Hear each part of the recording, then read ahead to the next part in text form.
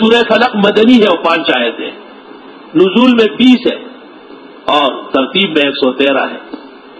اس صورت میں حواسد کے شر سے پناہ مانگی گئی اور آنے والی صورت میں وساوس کے شر سے پناہ مانگی گئی۔ قرآن کریم چونکہ مکمل ہو رہا ہے، اس لیے عقیدے توحید کو سورہ اخلاص میں دہرایا کہ اس کے بغیر 20 نہیں ہوگا۔ امام بخاری نے بھی کتاب ختم کرتے وقت کتاب التوحید قائم کی، کتاب الرد علی الجہمیہ اور کتاب التوحید، قرآن کا دل وہ ہے۔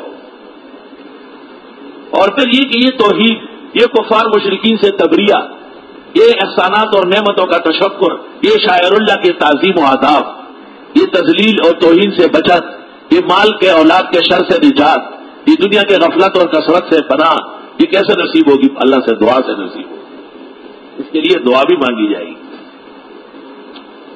2 سورتوں کا نزول اس طرح ہوا ہے کہ جناب نبی کریم صلی اللہ علیہ وسلم کچھ علیل ہو گئے۔ آپ فرماتے میں نے بات کہی ابھی کہی نہیں ہوگی، کبھی آپ کہہ چکے ہوتے اور آپ بھول جاتے، جس سے آپ بھی اور صحابہ بھی بڑے رنجیدہ اور غمزدہ ہو گئے۔ بخاری شریف میں آپ نے فرمایا استفتیت ربی فافتانی، میں نے اللہ سے مسئلہ پوچھا، اللہ نے جواب دیا۔ 2 فرشتے آئے، ایک سرحانے کھڑا ہوا، دوسرا پین دی۔ ایک نے کہا مطبوب، اس نے کہا اللہ بل مسحور۔ من سہارا، کس نے سحر کیا ہے؟ کہا لبید ابن عاصم یہودی کی بیٹیوں نے۔ اور ایک حکومت بیر زروان، کیا بیر زروان کے اندر لٹکا ہوا ہے، آدھا داغا باہر بندہ ہے اور تعویذ والا حصہ پانی میں ہے، اور اس کے پانی کا اثر اس کی وجہ سے مہندی کی طرف سرخ ہو چکا ہے۔ آپ نے چند صحابہ کو روانہ کیا کہ اس کو پکڑ کے لائے، نکال کے لایا گیا۔ 11 گٹھے لگے ہوئے تھے گرے، اور جبریل یہ 2 صورتیں لے کے آیا، پہلی میں 5 آئے تھے، دوسری میں 6 آئے تھے۔ آپ ایک آیت پڑھتے اور ایک گرہ کھولتے، 11 گرہ کھل گئے، 2 صورتیں مکمل ہو گئی۔ اصبح نشیطا بسیطا، تازہ دم، خوش و خرم۔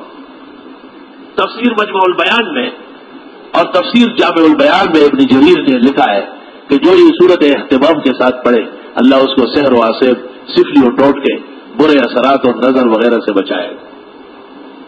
آپ کی عادت تھی رات کو سوتے وقت یہ 2 صورتیں پڑھ کر ہاتھوں پہ دم کر دیں، اور پھر سر کی چوٹی سے لے کے بس تطاع من جسدی، جہاں تک ہاتھ آسانی سے پہنچتے بن لیتے اور خلائق کے شر سے محفوظ ہو جاتے۔